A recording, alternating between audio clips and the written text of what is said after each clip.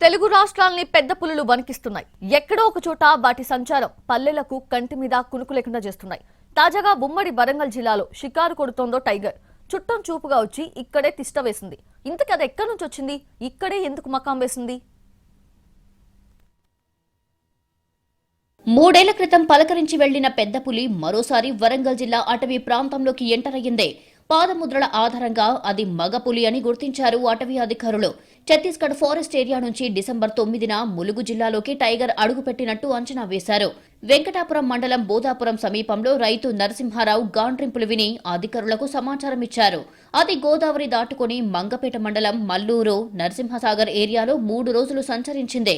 మంగపేట నుంచి 13న పంబాపూర్ ప్రాంతంలోకి వచ్చినట్లు పాదముద్ర ద్వారా గుర్తించారు.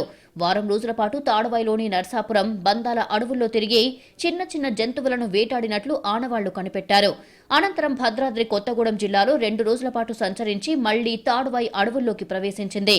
ఛత్తీస్గఢ్ నుంచి ఉమ్మడి వరంగల్ జిల్లాలోని అభయారణ్యంలోకి ప్రవేశించిన టైగర్ 20 రోజులు 450 కిలోమీటర్లు తిరిగినట్టు లెక్క కట్టారు. ప్రస్తుతం మహబూబాబాద్ జిల్లా పాకాల అభయారణ్యంలో తిరుగుతోంది.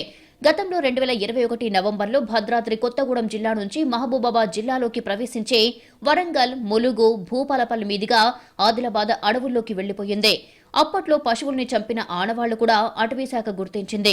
మరోసారి ఈ ప్రాంతంలో పులి తిరిగే అవకాశముందని అంచనా వేసి 2022లో వరంగల్ జూ పార్కు నుంచి సుమారు 50 దుప్పులు, జింకలు, వన్యప్రాణులు తీసుకొచ్చి వదిలారు.